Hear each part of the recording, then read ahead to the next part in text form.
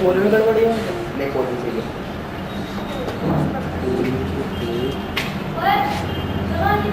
एक दे दो।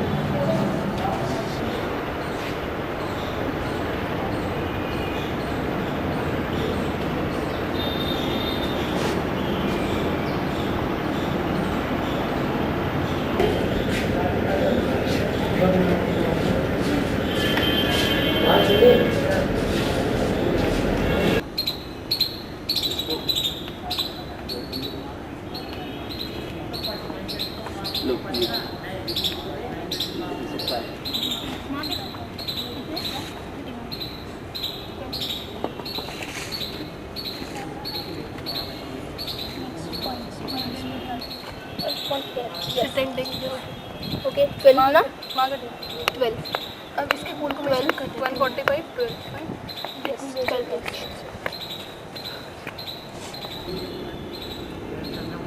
32 31.5 increasing now. It's 31.5. 31.5. Okay. and this is 147. 147.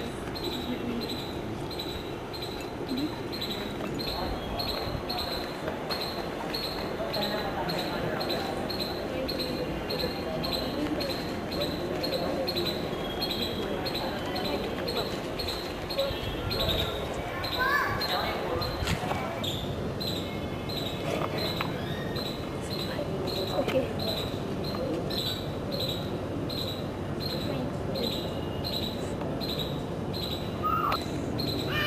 Then 1.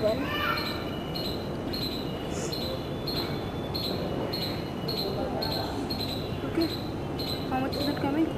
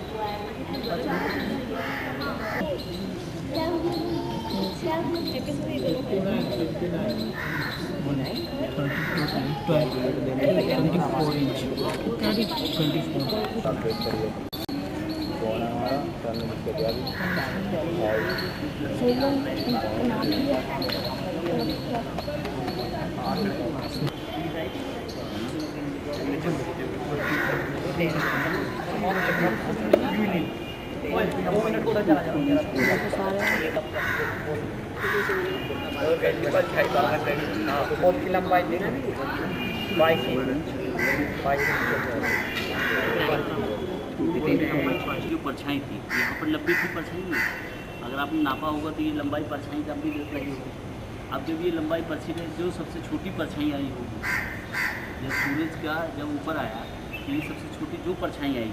अच्छा, कल जो गलती कर रहे थे आप लोग, यहाँ से लेकर यहाँ तक नाप रहे थे आप, है ना, ये गलती कर रहे थे ना, ये वाली है, लेकिन आप ये गलती नहीं कर रहे हो गई इसलिए क्योंकि कल का जो परिवर्तन था आज फ़र्क पड़ गया इस सारी चीज़ें।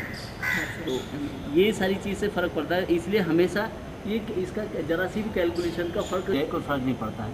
अगर आपका यहाँ पर 38,628 किलोमीटर आ रही है और इससे थोड़ा दूरी पर जाकर तो लगभग 5 लग रहा है, लेकिन इस कोण के सामने की भुजा है तो ये बेस नहीं रहेगी। आप अब क्या हो गया, हाँ अब ये लंबवत हो गया इसके और ये बेस बन गया आपका, कोण से काम चल गया। स्टार पर फोन चल रहा है, छात्राओं ने पथराव किया। कोई भी आदमी 2 मिनट में अपनी परछाई का, अपनी पृथ्वी का उस हिस्से के स्टार पर कोई फोन होना नहीं है।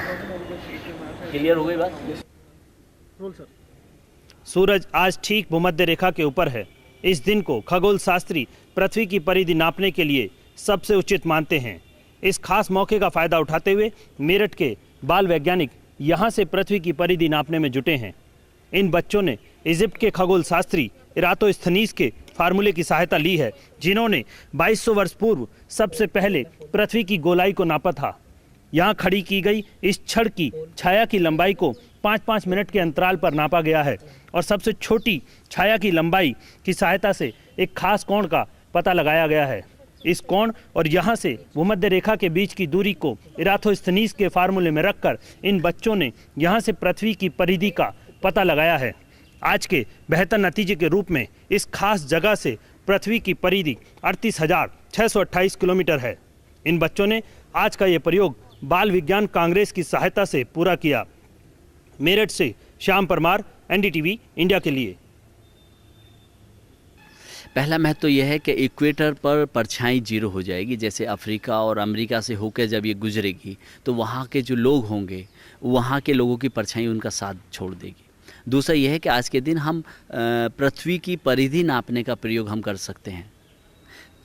तीसरी बात यह है कि आज सूरज पृथ्वी के साथ समान न्याय करेगा और उत्तरी गोलार्ध और दक्षिण गोलार्ध पर दोनों पर प्रकाश बिल्कुल समान है। अगर हम उसे चित्र की तरफ से देखें, सैटेलाइट के माध्यम से देखें, तो पृथ्वी के समान हिस्सों पर सूरज की पूरी प्रकाश की किरणें बराबर होंगी और ये हम कह सकते हैं कि वास्तव में न्याय करेगा पृथ्वी के साथ। आज सूरज जहाँ 6 महीने रात अंधेरा रहता है वहाँ पर भी सूरज की किरणें आज पहुँच रही हैं और आज ये विशेष महत्व है। हर 6 महीने बाद ऐसा होता है। I am Navneeta Das from MPS Shastri Nagar Meerut. I'm studying in class 11 science. आज हमें अपने अर्थ की परिधि यानी कि सर्कमफ्रेंस को मेजर करना था, इसलिए हमने एक पोल लगाया जिसकी शैडो यानी कि परछाई को हमने हर 5 मिनट के बाद मेजर किया, जो कभी घटती गई। तो जिस वक्त परछाई सबसे छोटी आई हमने उसे मेजर किया और लगाए पोल से डिवाइड किया, जिससे हमें सूरज की ऑल्टीट्यूड का एंगल पता चला। उसको हमने इराटोस्थेनीज के फॉर्मूले में डालकर अर्थ का सर्कमफ्रेंस यानी कि परिधि निकाल लिया। उसका रिजल्ट आया कि हमारे हिसाब से अर्थ की परिधि 38,628 किलोमीटर्स है। इस बारे में बस मैं ये कहना चाहूँगा, क्योंकि इस दिन का हम 2 दिन से इंतजार कर रहे थे। लगातार हमने 2 दिन इसकी काफ़ी प्रैक्टिस करी। जैसे कि हमें सर ने बताया था कि आपको इस तरह प्रैक्टिस करनी है। सर ने हमें प्रैक्टिकली भी बताया कि इस तरह से आपको करना है। उसी तरह हमने करके देखा और हमारा काफ़ी अच्छा रिजल्ट रहा। मैं सोचता हूँ कि इस चीज़ को करने के बाद हर व्यक्ति ये कहेगा कि मैं अपने लिए काफ़ी उत्सुक हूँ और मैं ये चाहता हूँ कि मैं अपने घर भी जाकर अपने आस पड़ोस के सभी व्यक्तियों को यह सब बताना चाहता हूँ।